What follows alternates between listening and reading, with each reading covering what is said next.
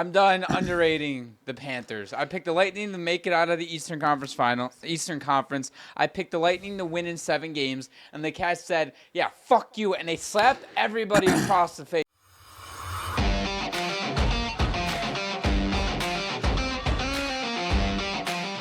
Welcome back to the Checking From Behind podcast. I'm your host, Zach, as always, joined by my co-host, Preston.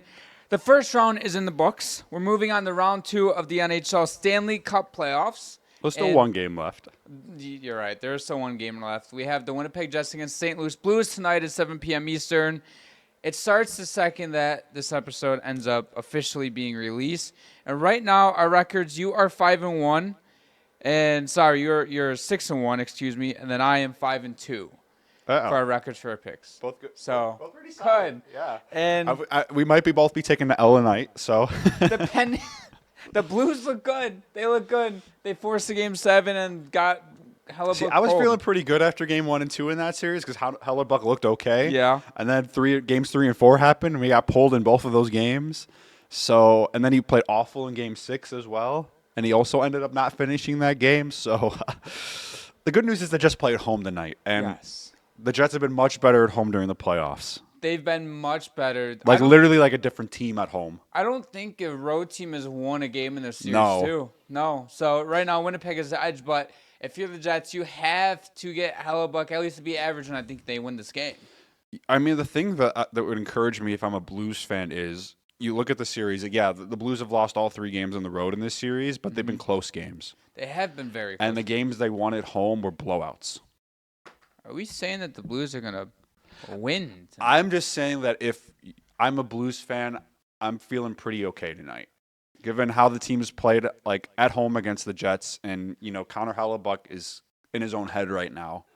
Yeah, I think if you're a Blues player, if you're a Blues coach or fan or whoever, whether win or lose tonight, you're like, we just fucking took the President's Trophy winning Winnipeg Jets to 7 games. Embarrassed them 3 times. You got the Vezina winning trophy pulled 3 times, and the only time that they lost was like it took Mark Scheifele and Kyle Connor putting the team on the back. Oh, I think another one was an overtime game. Yeah. Right? And one of the games, it took a Kyle Connor goal with like a minute and a half left to beat them. That was game 1, yeah. And if you're a Blues fan, I would feel happy no matter the outcome of this game. Of course, you want to come out with the W. Oh, yeah. I mean, you're playing them. with house money. You fired your coach midseason. You bring on Jim Montgomery. It takes a little bit for the team to get meshing in his system, but they've ever since they've gone on that winning streak, they've looked really good, and they have a really bright future, I think, under Jim Montgomery. I'm not a huge fan of Jim Montgomery not being a finalist for the. I think it's a Jack weird Adams. situation because I don't think he was there the whole year. I think if he would have been there to start the year and the Blues would have had the season, there would have been some consideration. But him coming in, it is still tremendous what he did. Yeah. But I think if you look at the other 3 coaches and what they've accomplished this year, it's hard not to give them credit either. I think. Of course. So the 3 finalists for the Jack Adams Trophy award this year, which is the trophy for the Coach of the Year, are Spencer Carberry of the Washington Capitals, Scott Arniel of the Winnipeg Jets, and Marty St. Louis of the Montreal Canadiens. All 3 very, very worthy candidates. Washington might have been the worst team to ever make the playoffs last year.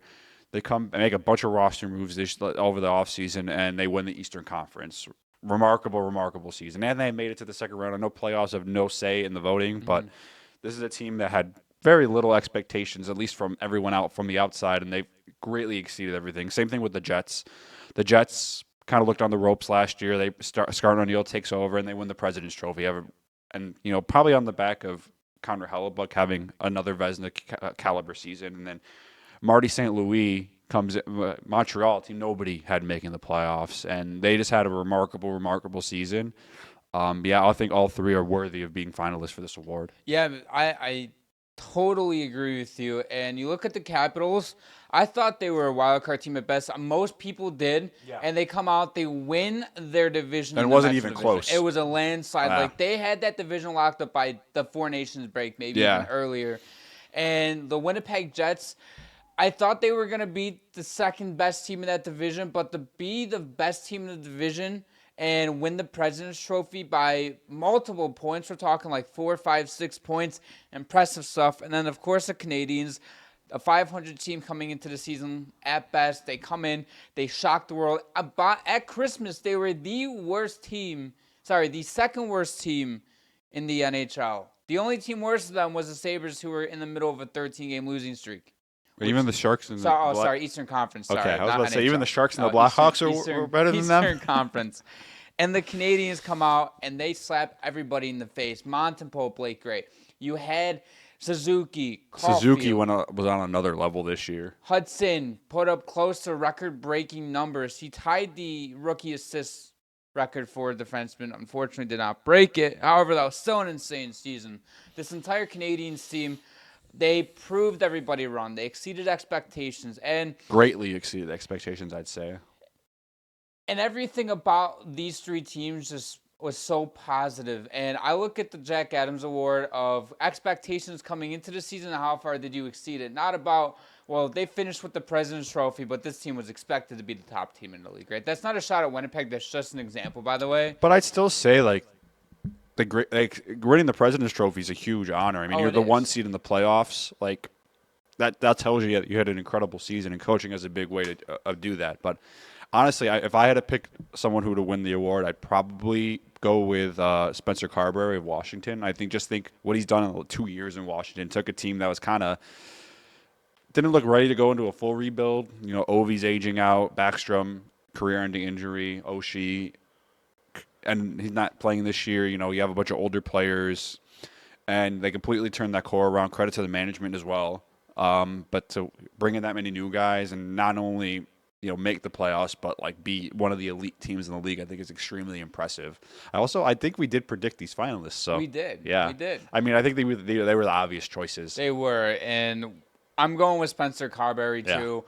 What he's done with the Washington Capitals has been so impressive, and it's no shot to the other two coaches because, truthfully, if it wasn't for the Capitals' ridiculous season, I'd probably go with Martin St. Louis. I agree with you. I think what he's done with Montreal, I mean, since taking over, I think he's been extremely, extremely impressive. Go right from playing to coaching, in the NHL. I think, Marty St. Louis has done a really good job in Montreal, and I think Canadians fans have big reason to be excited going for the next few years because they're building up, I think, a powerhouse down there. And you know what? I'm excited to talk about them more and more and everything. The Selke finalists got announced as well. We have Sam Reinhart, Sasha Barkov, and Anthony Cirelli. This is Barkov, so lose. I think Reinhart is up there. You have the three players all from Florida teams as well. Florida fucking runs the NHL. They do run the NHL, honestly. I mean, there's been a Florida team in the last 5 Stanley Cup finals. Yeah, so kind of insane. The Cats could make it 6 this year. They could make it 6 this year. But I think if you look at the analytics, I saw a post online talking about really how the voters nailed the 3 finalists because you look at defensive analytics for forwards, those were the 3 best in the league this year, and it wasn't not close. I think it also says a lot that 2 of those players are on the Florida Panthers and why they've made it to 2 Stanley Cup finals in a row because Sam Reinhart and Barkov are also elite offensive players. They're great two-way players, and it also goes to show you that in the Florida Panthers system, there's no cheating around things. Everybody's going to play this hard-style defensive game, but also you have that offensive upside from these players, and that's what it takes to win a Stanley Cup, truthfully, and even shows you with Anthony Cirelli as well, like that John Cooper system, a team that has won multiple Stanley Cups not as recent as the Panthers, clearly, but since 2021 and being in the finals in 2022, he's been on that team for a while. John Cooper's system imposes their will, defensive game. He can give you 55. They ask a lot out of their centers in that system. Yeah, and it just goes to show you how well coached these two teams are. I mean, I agree with you. I think this is Barkov's to lose. I think Barkov is the best two-way player in the league. He is. I honestly. I think he's taking that mantle over from Anze Kopitar. No disrespect to him. He's been an amazing player for a really long time, but he's getting older. Passing of the torch. Yeah, I think this is a patching of the torch from Kopitar to maybe Bergeron also was one of the best two-way players. Arguably of all time. All time?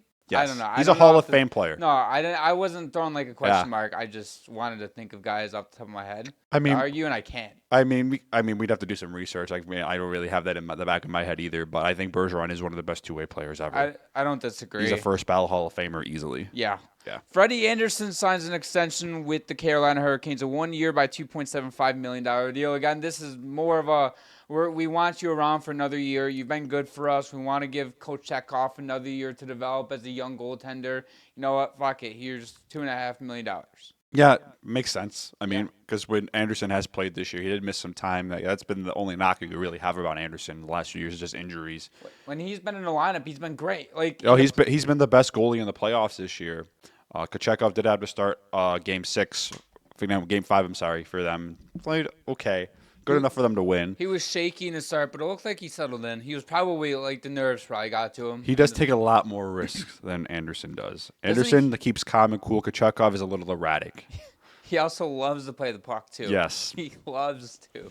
Yes, but this makes sense. If Anderson can stay healthy, I think he's a really big difference maker on the Canes, and he's going to have to play really well if they want to beat the Capitals. The Rangers signed Mike Sullivan to a record-breaking deal. We don't know the terms or any of the contract details. However, though, Mike Sullivan got fired by the Penguins 4 days beforehand. And Chris Drury's like, I'll snag you right off the streets. And here he is. And he goes from a Penguins team that was getting old and was kind of mediocre to a Rangers team that's in the same exact situation, but they don't have Crosby.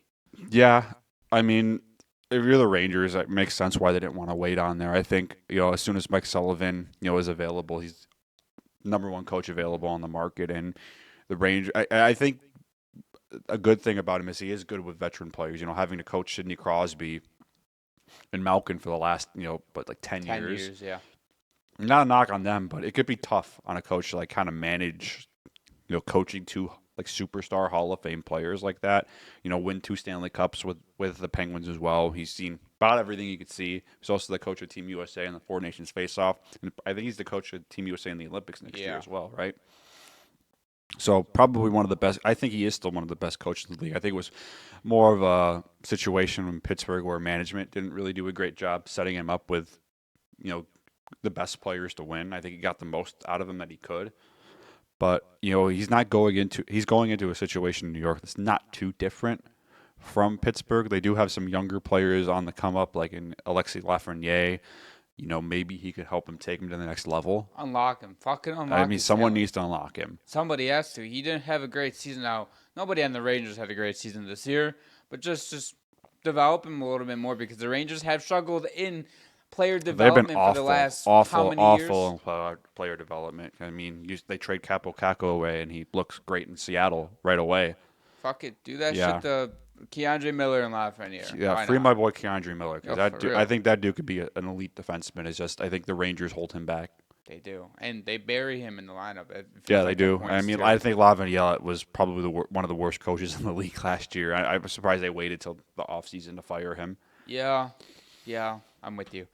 Let's hop into round 2 of the Stanley Cup playoffs. Of course, we don't know the winner of Winnipeg St. Louis will play Dallas. I'm assuming that series will start Wednesday or Thursday. However, though, we do have 3 series. We're going to start in the Eastern Conference, head over to the Western Conference. The Toronto Maple Leafs against the Florida Panthers. Does it feel weird saying Toronto and second round in the same sentence? Only other time we did was in 23, was it? No, it was 2 years ago. I don't even know. So 23. It was. Yeah. Yeah, fuck. Yeah. I wasn't here for that, so. No. This wasn't even a thing. But yeah, you have the Maple Leafs who they look good at times against the Senators in round 1, but also looked like the Senators gave them a fight back, and you expected that from a Senators team. And then in the Panthers and Lightning series, Panthers dominated the Lightning for 5 games, except for Game 3 where the Lightning looked better, but it was more like here's fucking a pity win. No, I do just want to say something about Ottawa and Toronto real quick because I see a lot of people online talking about how it was embarrassing that Toronto only beat them in 6, acting like Ottawa wasn't a playoff team all year round, acting like they didn't have 40-plus wins this season and weren't a great team in their own right. They have a Vezina winning goalie and Linus Ullmark. I think Game 1 and 2 were a little too much for them to handle, especially for Ottawa because it was most of their team first time ever being in the playoffs. You have a lot of really young players that never really played in moments like that, and it showed. in the first few games. And then, there's 3 or 4 games in that series that went to overtime. And Ottawa was going to give Toronto everything they can handle. Like, I'm sick of people talking about, like, Ottawa like they're some trash team. They're not bad. They made the playoffs for a reason. This narrative that every wildcard team that makes the playoffs is dog shit needs to stop. I mean, St. Louis is pushing Winnipeg to 7. Right, and everybody's dogging on Winnipeg. Well, they're more dogging on Hellebuck. But they would have ended the series in 5 or 6 games if Hellebuck didn't allow 25 goals a game, to be honest with you. I know, right? But yeah, I just wanted to get that off my chest because I see people talking about that online, like saying, like, oh, Toronto's a joke. It's like, look, Ottawa was not going to go down easy. I would have been shocked if they got swept. It's so hard to sweep a team, and Ottawa's going to give Toronto everything that they can handle. And I was really impressed by the way Ottawa handled the adversity. Ottawa swept Toronto in the season series, which doesn't mean anything, but that just goes to show you how tough they are and their division rivals as well. Yeah. So Toronto just winning that series in general is a W for Toronto. They move on to the second round. Now they have the defending cup chance. It doesn't matter how you win in the playoffs. It just matters that you win. Correct. And you could go every series in 7 games and win the Stanley Cup, but you don't give a fuck if you won every series in 7 games. Correct. You won. That's all that matters. Panthers in 5. Yeah, this is tough for me because, the Panthers I feel like people kind of underrated them going into the playoffs. Like, Tampa was a pretty popular pick to win the first round. But I think I've said this a million times. You can't count out the defending champs until someone takes the crown.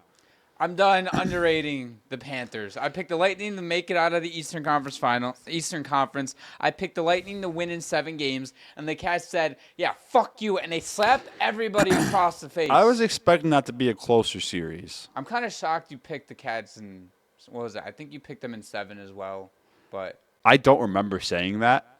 If he's going to give me credit for that, I'll take it. He had Cats in 7. Yeah, but, I mean, I did say that? Yeah. Okay. Yeah, it's just tough for me because it's funny because I have my official bracket that I made for the NHL Bracket Challenge. It's completely different than the predictions I made on the show. Let me verify It's not that. too different. I mean, I did have Tampa, I think, going to the second round in my official bracket. Cats in 7.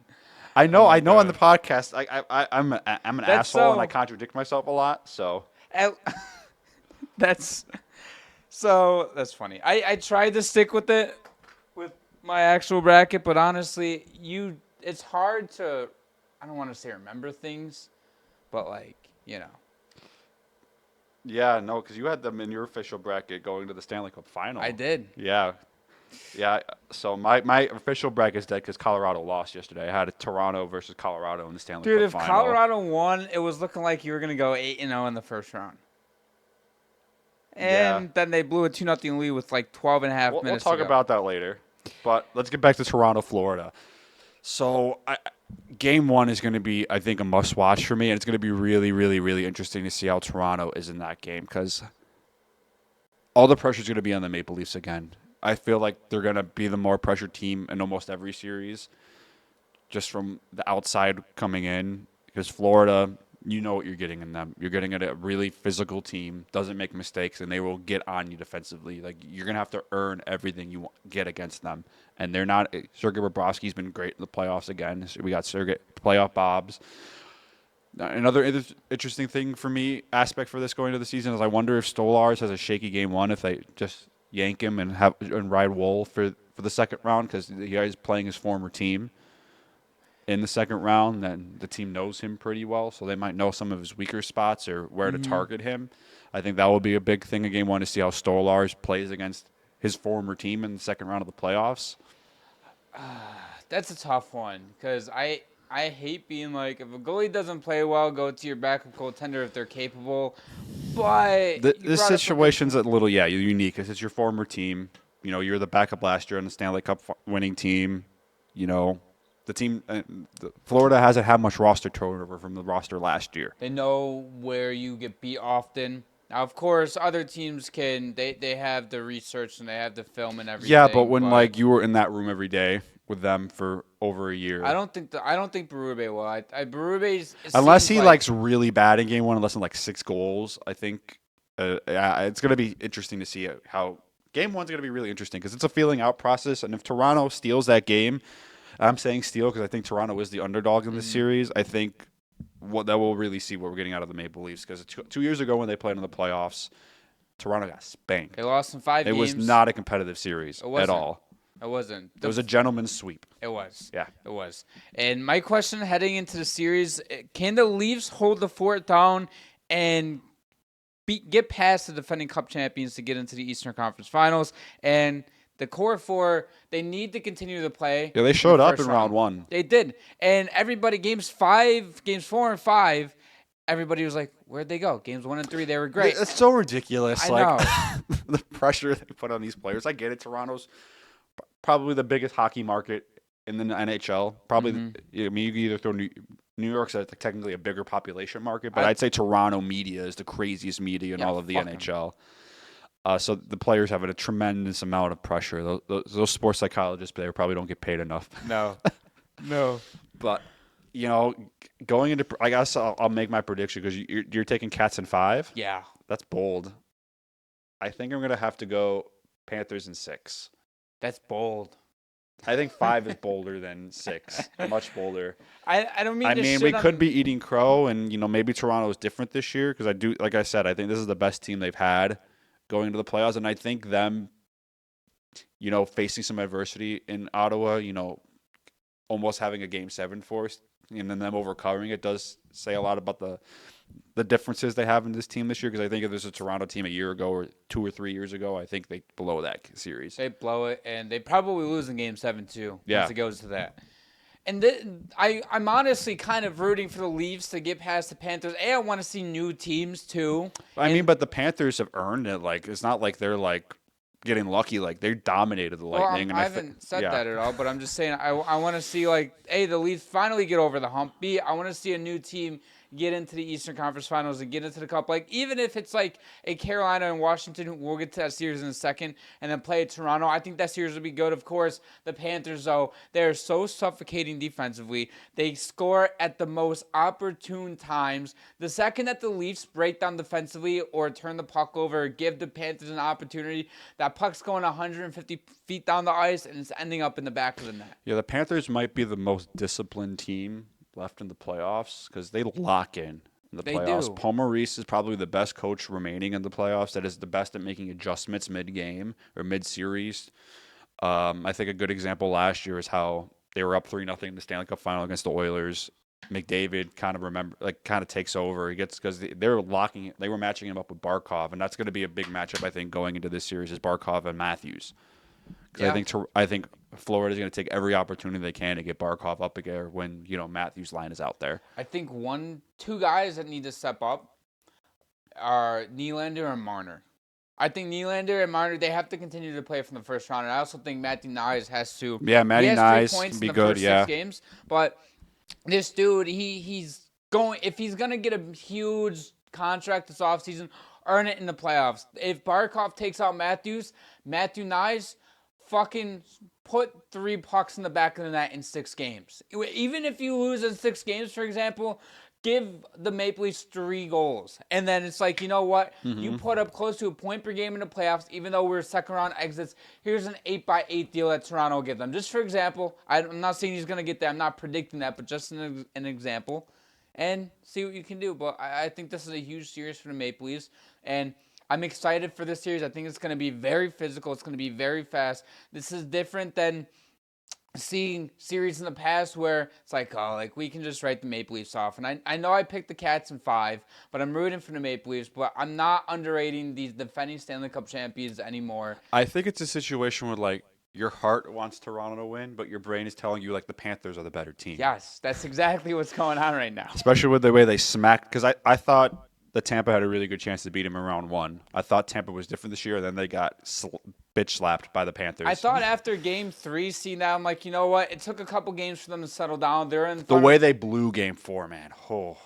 When they were up in that game, I was like, you know what? About to be a 2-2 series heading back to Tampa. They have the advantage now. And the Panthers said, fuck you, thought.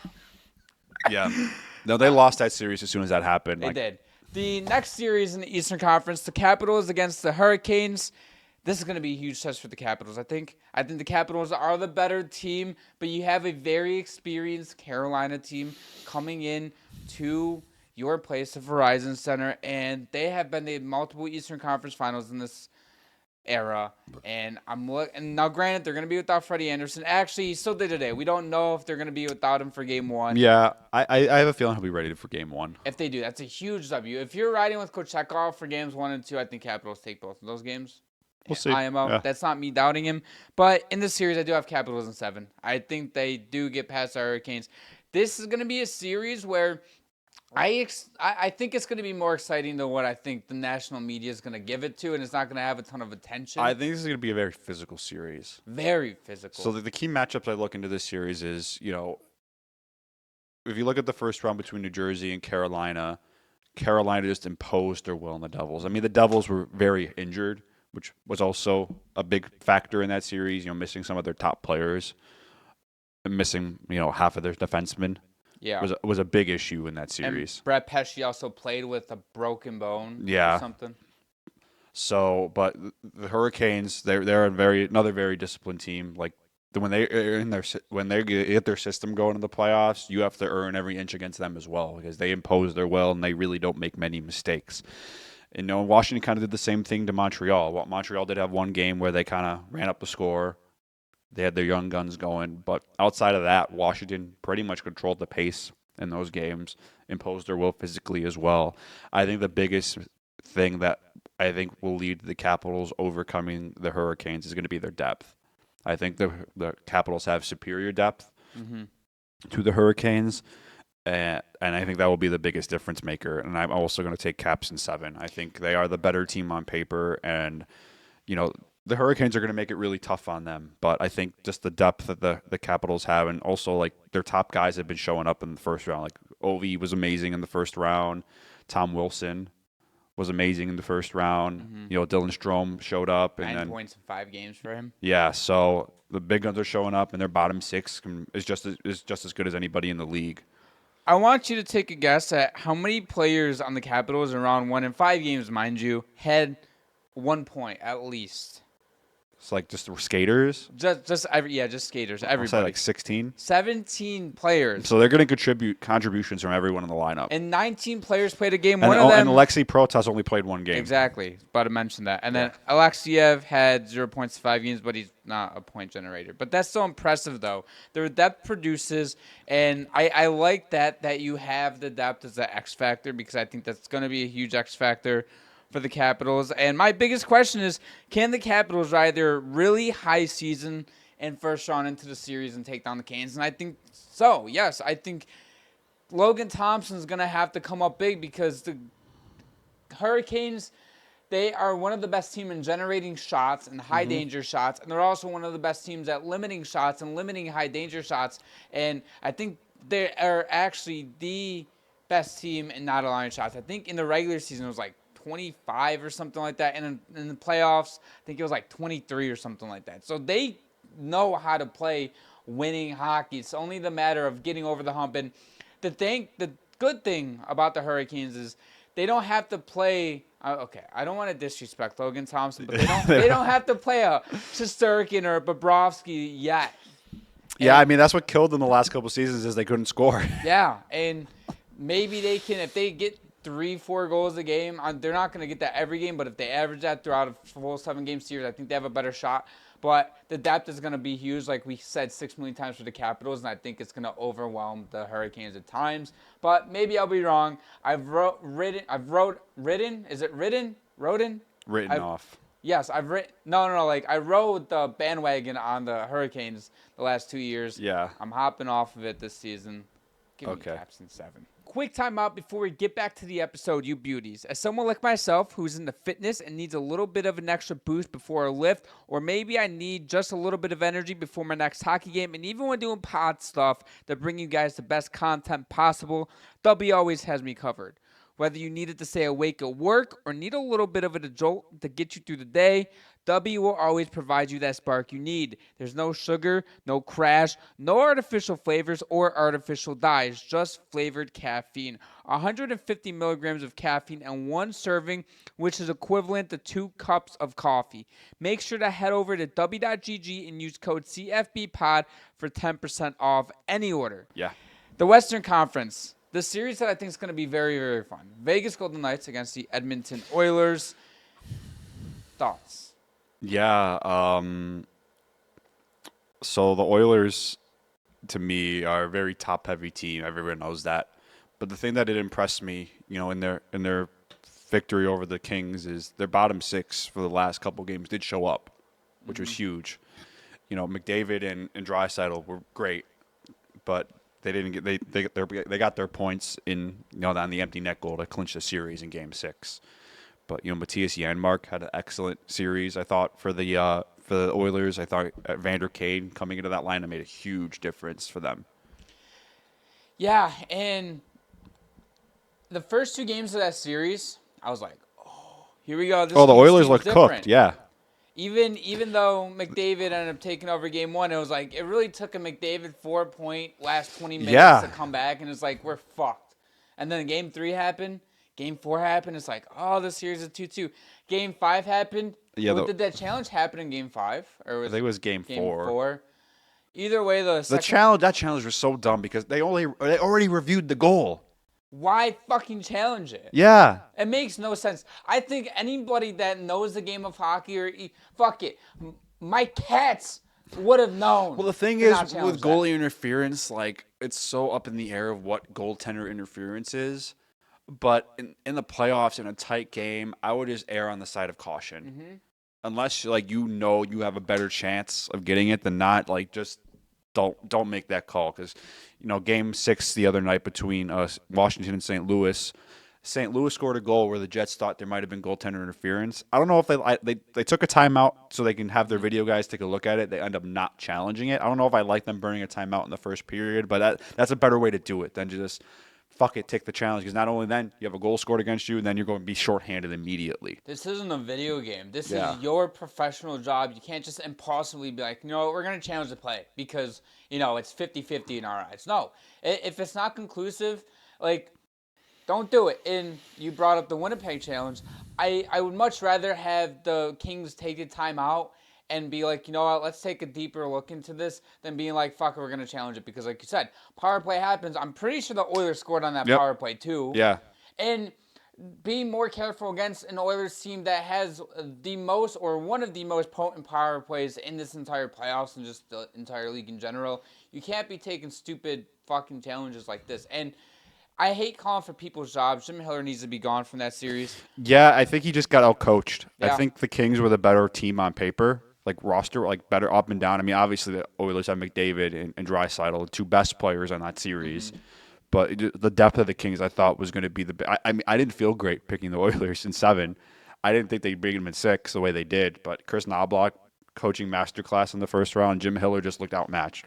And Knobloch has been a great coach for the Oilers ever since he got hired last year. That it looked like it was turning into a dumpster fire, etc.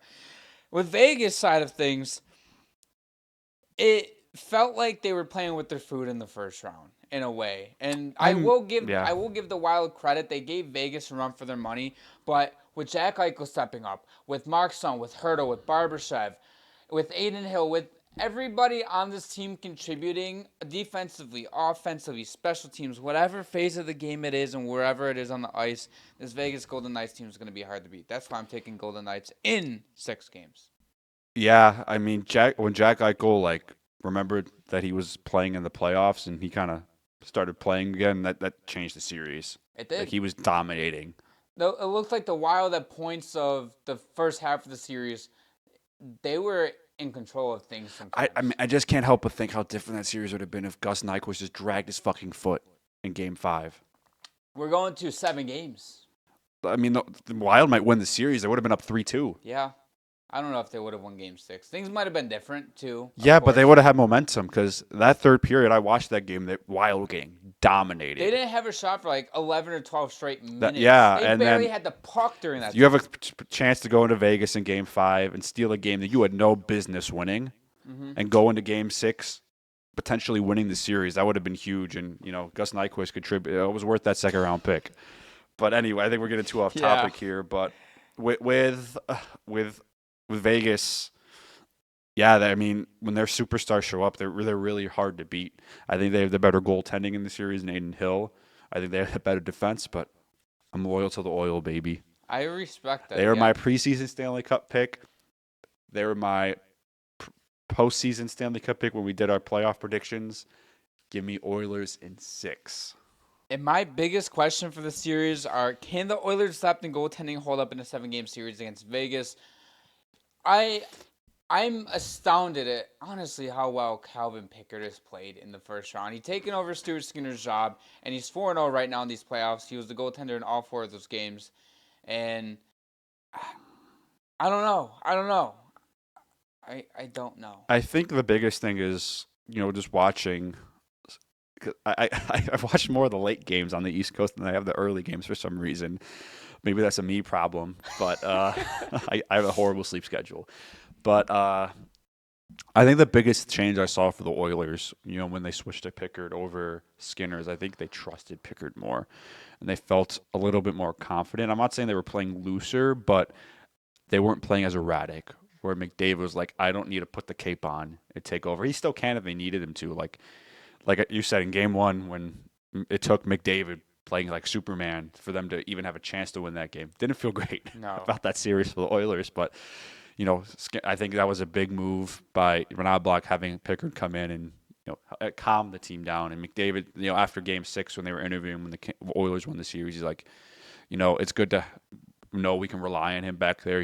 He's been in the league for a long time. He's seen everything. We know he's a battler, and we want to battle for him. And it's nice on Knoblauch, too, to, after Game 1, not panic and go to Pickard right away. He gave it another game. It still wasn't working. He's like, all right, we're going to make a change. We're down 12. I mean, and to Skinner's credit, the defense in front of him wasn't great. Dude, Bouchard was defensively, he was the worst player. He did get better later in the series, but Bouchard's always going to be more of an offensive defenseman. You don't want him out there in critical situations late in the game. And I think a big thing is Matthias Ekholm potentially being back at some point in this series for the Oilers. I heard that he's missing the second round. Oh, I heard he was going to be back for the second round. I thought that was like the coming into the playoffs, that is, but he is missing the entire series. Okay, well, correct. Then I stand corrected, but I think Ekholm coming back would be huge. That would be a big ad for them.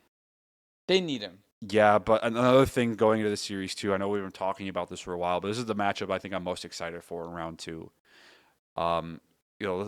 They're not going to have Jim Hiller on the bench for the other team. Bruce Cassidy is also one of the best coaches in the league, and he can make really good in-game, in-series adjustments like he did against the Wild. Coaching is very important for these playoffs, and I'm also intrigued to see an Eichel against McDavid matchup too. And you have McDavid that you mentioned it the other day. He is taking the series personal. What Vegas did to Edmonton in 2023 was they fucking dog walked. And McDavid remembered that. I mean, he said, I think this is personal for him.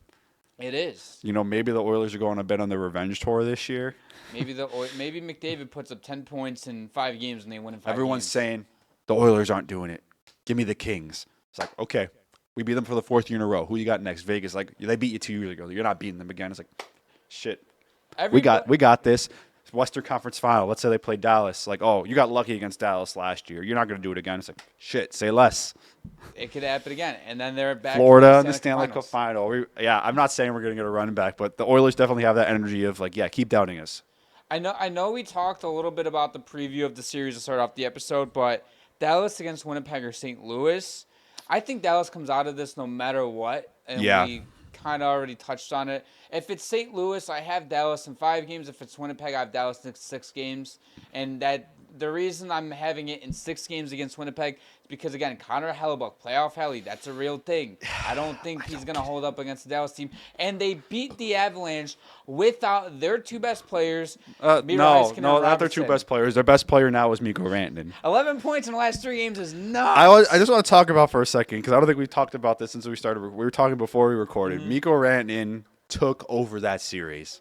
He had a bit of a slow start in the first couple games, but games 4 through 7, he was just on another level. He was. And then game 7, third period, McKinnon, in the first minute of the third period, puts the Avs. I thought it was over. I'm sitting here, I'm like, dude, there's no way. We were live streaming that. Well, we were watching that game together here, and after they scored, we were like, I think it's over. Yeah. And then bad penalties. I'm still not a fan of that late call again on led to the game winning goal. I think Sagan initiated the contact I on that. also do think though that the call beforehand because it was originally a 4-on-4. I didn't like the call beforehand. It could have been a makeup call too. It's like this is The reffing I don't think was great the yesterday. reffing was not good yesterday. Yeah. In last night's game. But either way though, Rantanen on that first goal, that was a perfect shot, top of the circle. Snipe, bar down. Second one, he had the puck on his stick, full speed. He's like, "Fuck it, I'm doing this." I mean, he definitely meant to do that. I think he was trying to get like a redirect in front of the net like that because there was no way he was going to complete that wraparound with the way he was falling.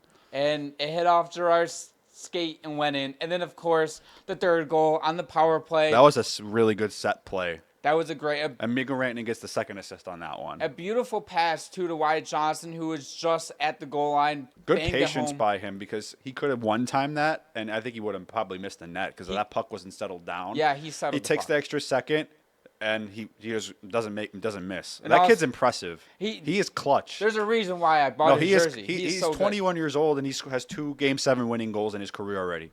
Yes, and it's his second full season. Yeah, no, that kid is clutch. He's so good. Yeah. But going to that third goal, man, oh man, what the fuck were the Avalanche? You had 3 guys backdoor puck watching. Yeah, I think they were just so hyper fixated on Rantanen because if you look at the play, like as soon as that puck goes over to Rantanen, they all move to that side.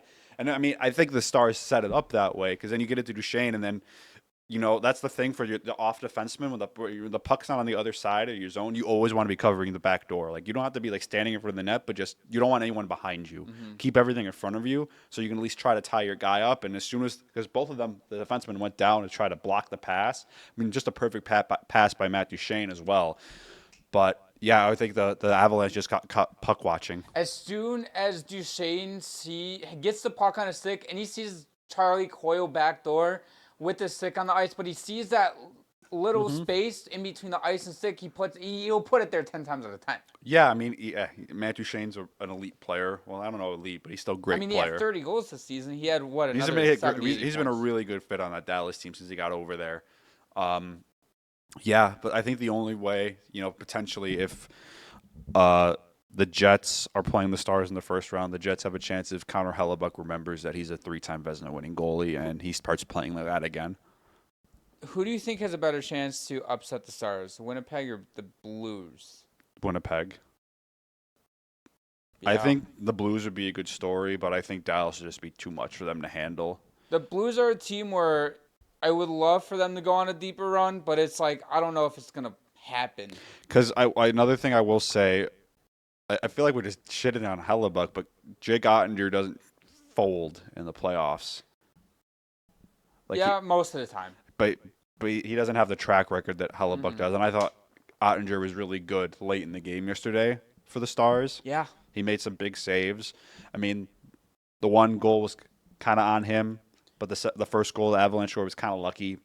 Goes off the post off his back. Not much you could do about that. It was a really good shot still. It went right through him. It beat him. It just hit the post. But that goal McKinnon scored, not the greatest goal. That's something where originally I thought he roofed it. It's like nothing you can do about it. Just McKinnon. And it was snuck in under his blocker. Yeah, and it's like you gotta have that sealed up, man. Yeah, but you know what? He overcame it. I thought he was clutch for them down the stretch, especially because Avalanche did have some good scoring chances when they pulled their goalie. I thought Ottinger in that entire series was phenomenal for them too. Yeah, I don't think he had a bad game. What was it? It was game 3. Was it game 3? I think when they won 4-0, the Avalanche. No, yeah, when they won 4-0, and it was like 30 to like 15 shots after the second period. He allowed 3 goals and they yanked him. Yeah, and I think that was more of a listen. We're getting fucked right now. Let's not ruin your confidence more. That's another thing that really impressed me about Dallas is they never really panicked. No, they didn't. And, even, like, listening to Pete DeBoer, like, I caught a little bit of his press conference after they lost in Game 6. He's like, we'd rather win in 6, but winning in 7's okay, too. Like, he did not seem worried at all. A .911 save percentage for Jake Ottinger in the first round was great. And then his goals against is .285, but in the beginning of that series, the Colorado Avalanche looked like the better team. And then the Stars got settled in, and I know they lost in Game 6 late in the series, but you have a Stars team that it felt like they had all the pressure on them at points in this series too. I don't know. I never really, at least for me, felt the pressure from either team. Maybe it's because I have no really interest in either team and cheering for them. Yeah. But I think Dallas should be the heavy favorite no matter who they play in round 2, and I think it's their series to lose. I think the only way they lose is if Connor Hellebuck remembers that he's a Vezina-winning goalie and starts playing like that again, because he is good enough to steal a series, even against a really good Stars team that's getting Heiskanen and Robertson back at some point. We have to assume. I'd assume they get Heiskanen back before Robertson because he has been skating for the past week and a half. Yeah, I believe, but. They are going to get a couple days off between now and round 2 starting. So, if Hellebuck gets going, man, Winnipeg goes to the finals. But I've said that since we started talking about the playoffs, and he hasn't gotten going at all. I think he has like 2 games of playing good hockey. That's it. So we'll see what happens. So I will say for Game 7 tonight between St. Louis and Winnipeg, Mark Scheifele will not be playing. So he's out for Game 6 and 7. That's a huge loss. That is a huge loss. And for those of you guys who don't know, I'm assuming you guys know, but he took a brutal hit. Who was the hit? Was it Shen that hit him? Yeah. And Mark Scheifele is still not playing. That was another brutal loss. Yeah, my dad's a big Jets fan. He's been like screaming at me for the last couple of days, like, they need a suspension. That was a dirty hit. I was like, calm down, buddy. Calm down. Fucking ban him from the league, for Christ's sakes. Yeah. That's going to end it for today's episode. If you guys enjoy all of our content, all of our socials are down below, as well as the subscribe button. Head over to our Instagram for more exclusive content, and we'll see you guys in our next episode.